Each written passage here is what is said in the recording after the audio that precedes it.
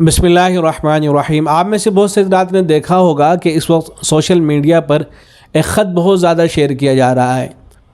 اس خط کے بارے میں یہ دعویٰ کیا جا رہا ہے کہ یہ خط جو ہے مولانا سعد صاحب کے نام لکھا گیا ہے، اور گجرات کی ایک شخصیت ہیں حضرت مولانا یاسین صاحب دامت برکاتہم العالیہ، جو وہاں کے ایک بڑے ادارے کے ذمہ دار بھی ہیں، محتمم بھی ہیں، تبلیغ جماعت سے وابستہ بھی ہیں، تو انہوں نے اس خط کو لکھا ہے، یہ کہا جا رہا ہے۔ تو ہم نے اس کی تحقیق کی کہ واقعتاً کوئی اس طرح کا خط لکھا بھی گیا ہے نہیں، تو معلوم یہ ہوا کہ خط تو لکھا گیا ہے مولانا کی جانب سے، لیکن یہ خط ابھی کا نہیں، پرانا خط ہے، بہت پہلے اس خط کو لکھا گیا تھا۔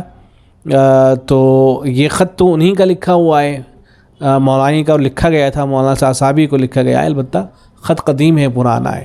بہرحال اس میں باتیں بڑی اہم ہیں، ذرا سا اس کو دیکھ لیتے ہیں۔ جن حضرات نے اس کا مطالعہ کر لیا ہے ٹھیک ہے، یا اس کو سماعت کر لیا ہے، لیکن جن حضرات نے نہیں دیکھا ہے وہ تھوڑا سا اس کو دیکھ لیں، موقع ملے تو سارے کو پڑھ لیجئے گا۔ لکھا گیا ہے بسمہ تعالی مکرم و محترم حضرت مولانا سعد صاحب وفقنا اللہ وإیاکم لما یحب ویرضی۔ السلام علیکم ورحمۃ اللہ وبرکاتہ۔ امید ہے کہ مزاج گرامی بہتر ہوں گے۔ بندہ بخدمت اقدس ایک عریضہ پیش کر رہا ہے، امید ہے کہ لحاظ خاطر ہوگا۔ قرآن کی آیت ذکر کر رکھی ہے۔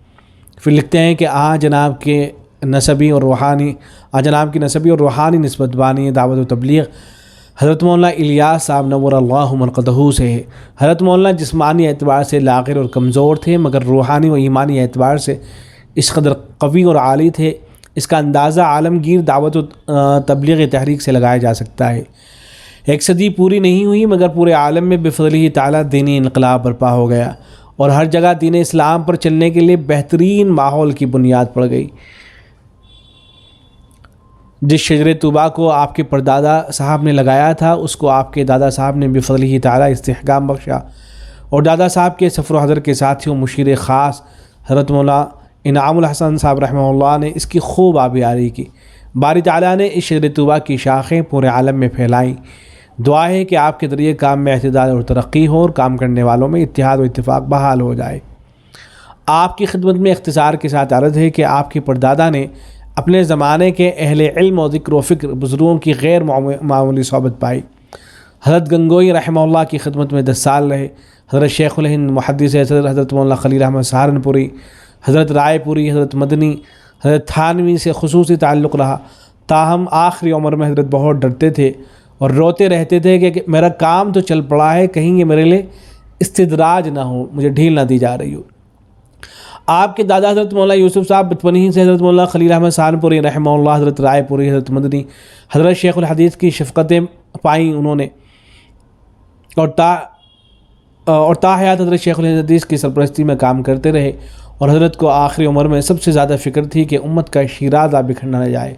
سفر آخرت سے 1-2 دن پہلے آخری بیان جو لاہور میں ہوا وہ اس فکر کا شاہد ہے۔ حضرت مولانا انعام الحسن صاحب رحمہ اللہ نے طویل عرصہ تقریباً 15 سال حضرت مولانا الیاس صاحب رحمہ اللہ کی خدمت میں گزارا ہے۔ حضرت مولانا وفات سے 1-2 دن پہلے حضرت مولانا انعام الحسن صاحب کا ذکر اپنے معتمد علیہ لوگوں میں فرمایا، بلکہ اپنی نیابت کے لیے جن حضرات کے نام پیش کیے ان میں بھی حضرت مولانا کا نام ہے۔ اسی طرح ایک عرصہ حضرت شیخ کی خدمت میں گزارا، اس کے بعد تا حیات شیخ حضرت شیخ الحدیث کی سرپرستی میں کام کرتے رہے۔ ہر سال 2-3 دن کے لیے حضرت شیخ کی خدمت میں حاضری کا معمول رہا، نیز طویل سفر سے پہلے اور بعد میں حضرت شیخ کی خدمت میں حاضری کا معمول رہا۔ حضرت والا ان تینوں بزرگوں کو اپنے زمانے کے علماء ربانین اور مشائخین اعدام کا اعتماد حاصل رہا۔ ہر دور میں علماء و مشائخ بھی مرکز نظام الدین آتے رہے، چنانچہ 1399 ہجری میں بندے کو تبلیغی سال کے دوران مرکز نظام الدین میں حضرت شیخ الحدیث حضرت مولانا ابو الحسن علی میاں ندوی، حضرت مولانا منظور نعمانی، حضرت مولانا عبدالحلیم جونپوری اور حضرت شیخ الحدیث مولانا یونس صاحب مظاہری دامت برکاتہم کی زیارت کا موقع ملا۔